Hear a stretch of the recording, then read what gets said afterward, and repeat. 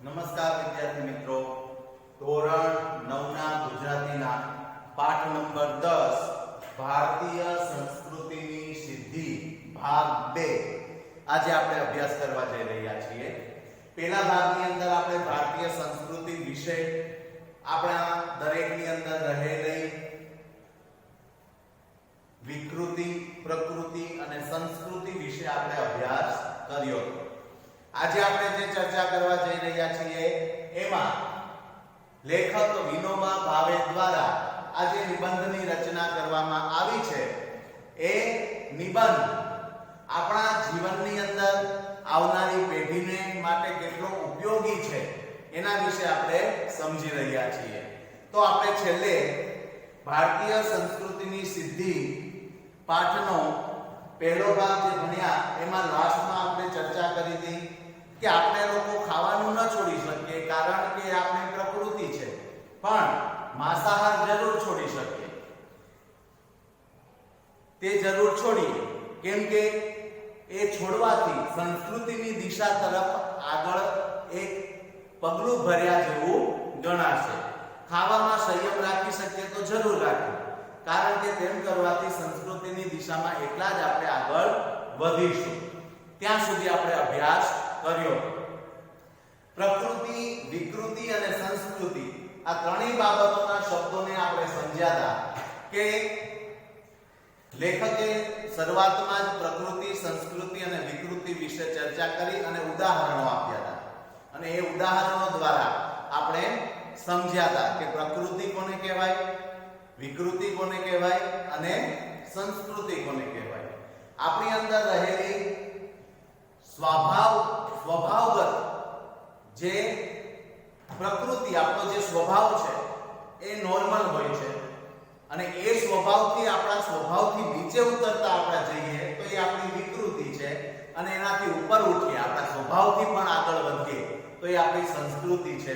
આના વિશે લેખકે આપણને સમજાવ્યા, ઉદાહરણ આપ્યું કે ભાઈ ભૂખ લાગે અને ખાવું એ આપણી પ્રકૃતિ છે, ભૂખ ન લાગી હોય છતાંય સારું ખાવાનું જોઈને ખાઈ લઈએ એ આપણી વિકૃતિ છે અને ભૂખ લાગી હોવા છતાં આજે એકાદશી છે, ભગવાનનો ઉપવાસ કરવો છે એ વિચારી અને આપણે ભૂખ્યા રહીએ એ આપણી સંસ્કૃતિ છે।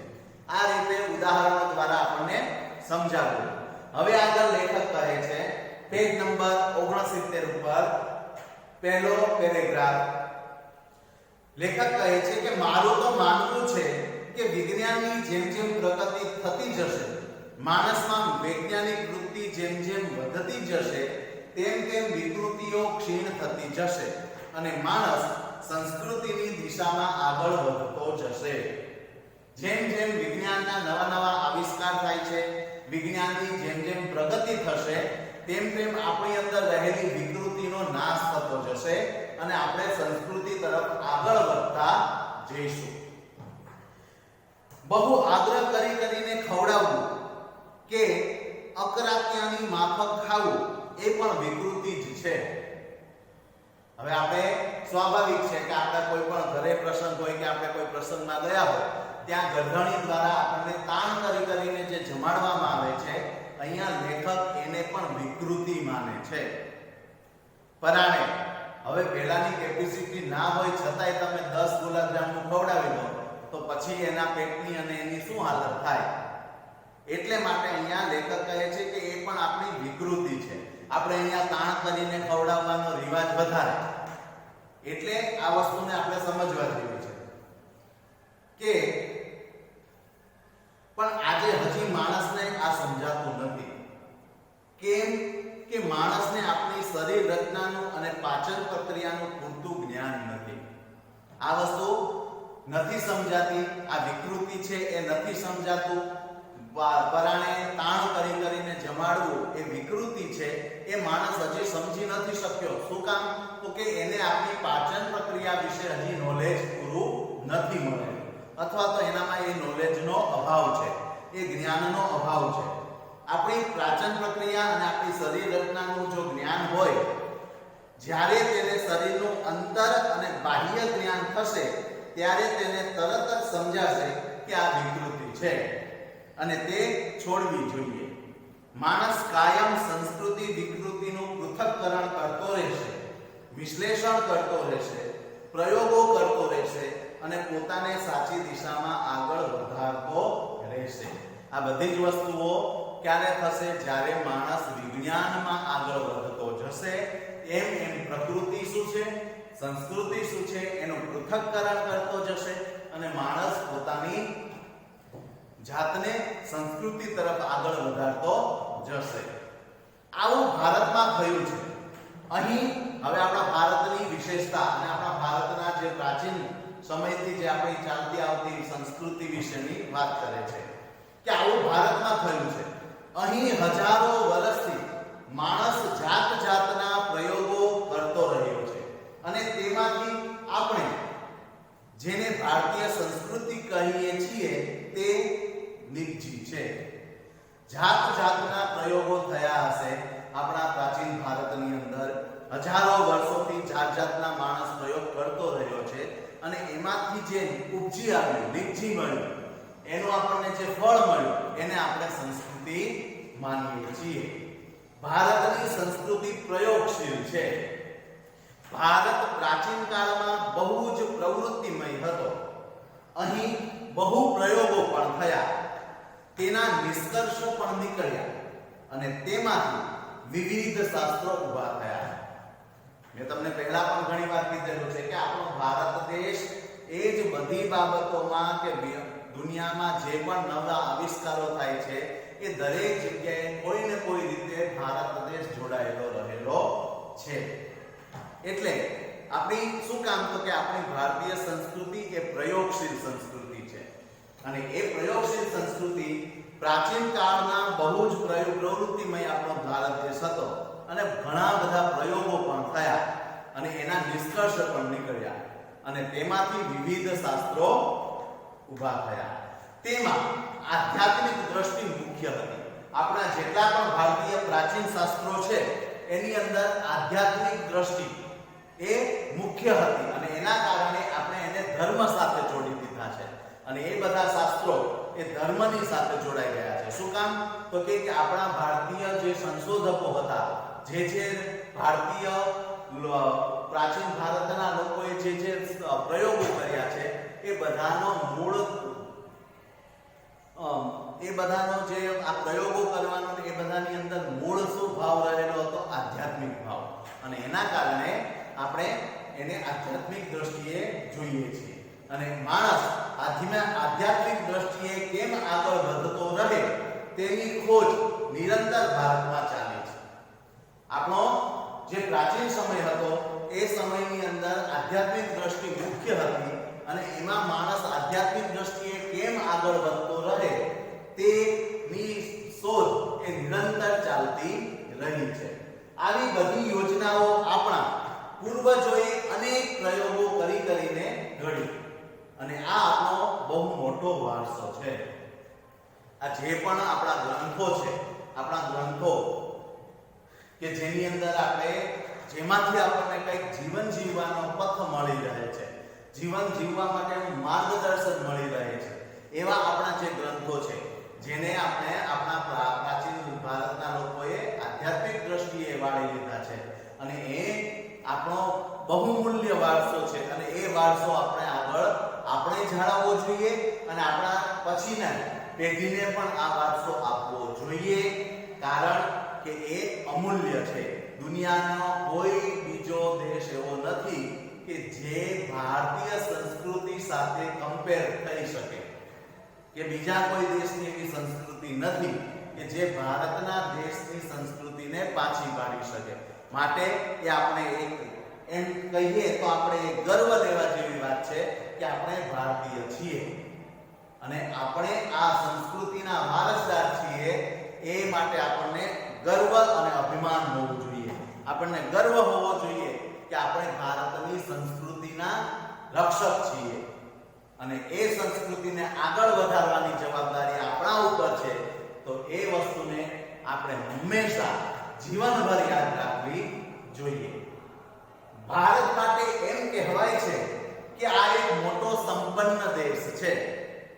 અહીં સુંદર સુંદર સેંકડો નદીઓ વહે છે અને હિમાલય હિમાલય જેવો અદ્ભુત પહાડ તો અહીં છે જ. આપણો દેશ ભારે સુજલ અને સુફળ છે. સુજલ અને સુફળ. સુજલ એટલે જળયુક્ત પીવાલાયક જળો, અહીંયા આપણે સારી સારી મોટી મોટી નદીઓ છે.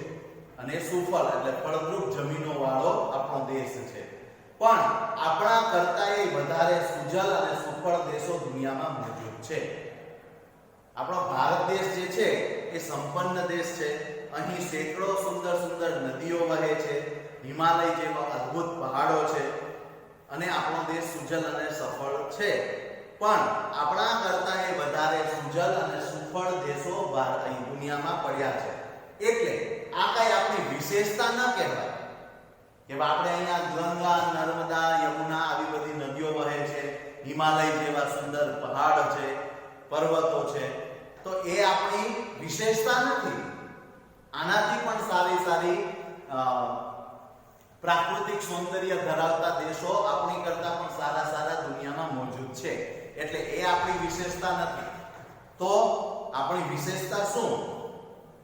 તો એટલે આ કઈ આપણી વિશેષતા ન કહેવાય. હા, આપણે એવો દાવો જરૂર કરી શકીએ કે અહીં જે વિચાર સંપદા આપણને મળી છે તે અત્યંત અદ્વિતીય છે. આપણી વિશેષતા શું કીધી? ભારતની વિચાર સંપદા. આપણા ભારતના લોકોની વિચારસરણી, આપણા ભારતના લોકોની વિચારો રૂપી સંપદા એટલે કે સંપત્તિ, અને એ અત્યંત અદ્વિતીય છે. આવી બીજે ક્યાંય જોવા મળતી નથી. આ હું કોઈ અભિમાનથી નથી કહેતો.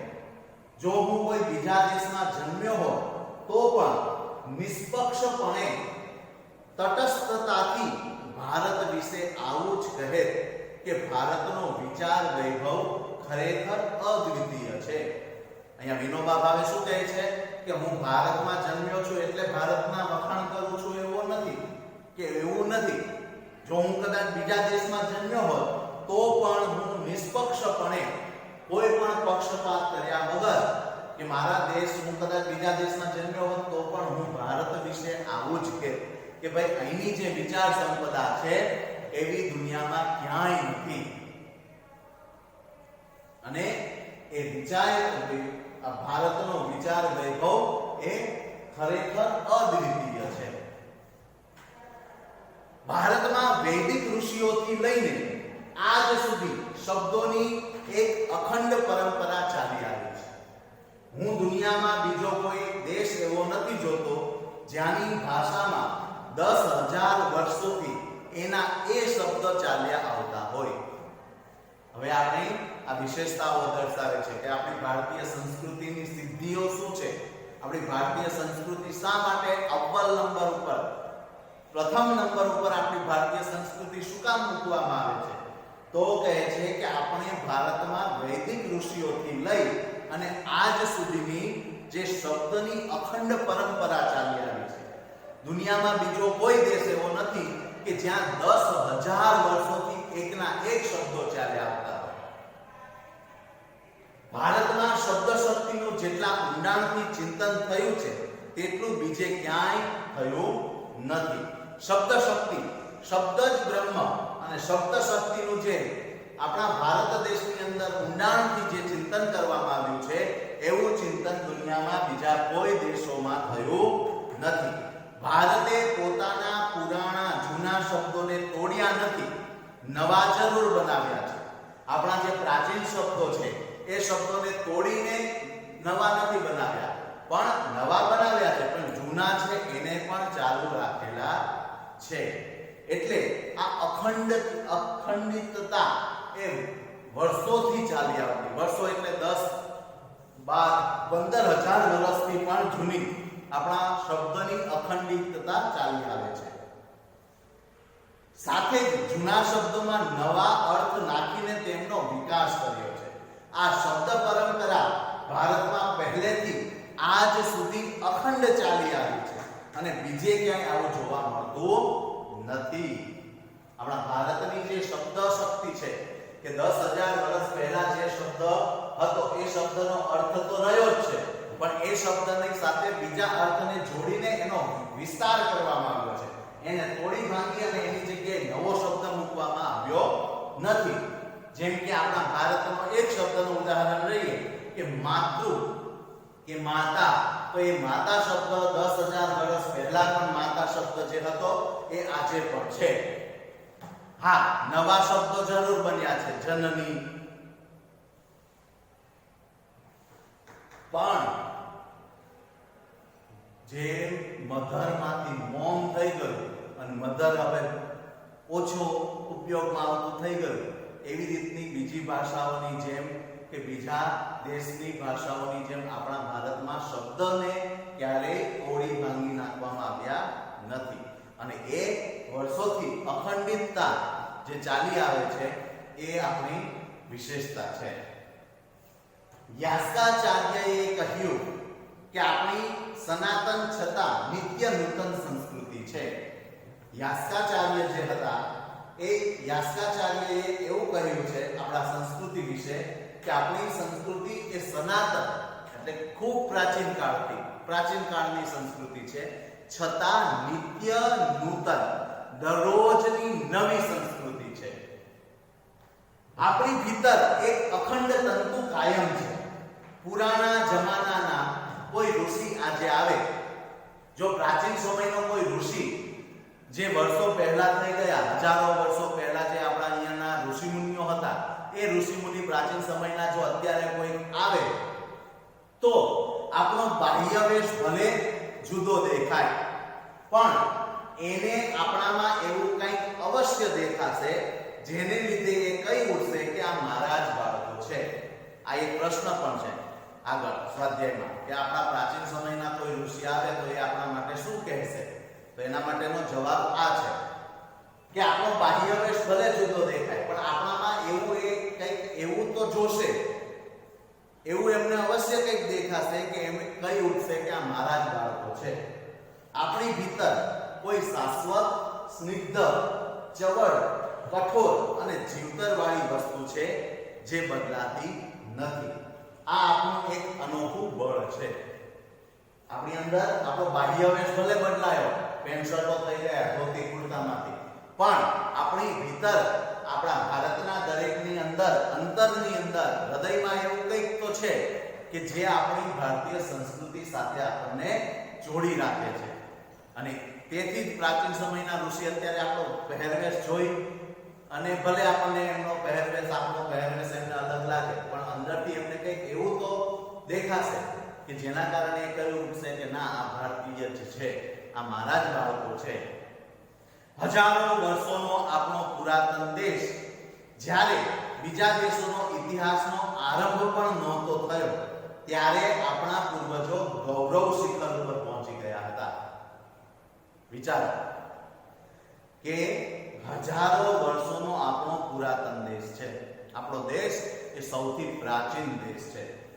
જ્યારે બીજા દેશોનો ઇતિહાસનો પ્રારંભ પણ નહોતો થયો ત્યારે આપણા ઋષિમુનિઓ સંશોધનો કરી નવા વિજ્ઞાનની અંદર, ખગોળની અંદર, ભૂગોળની અંદર દરેક જગ્યાએ નવા આવિષ્કારો કરી અને ગૌરવ શિખર ઉપર પહોંચી ગયા હતા.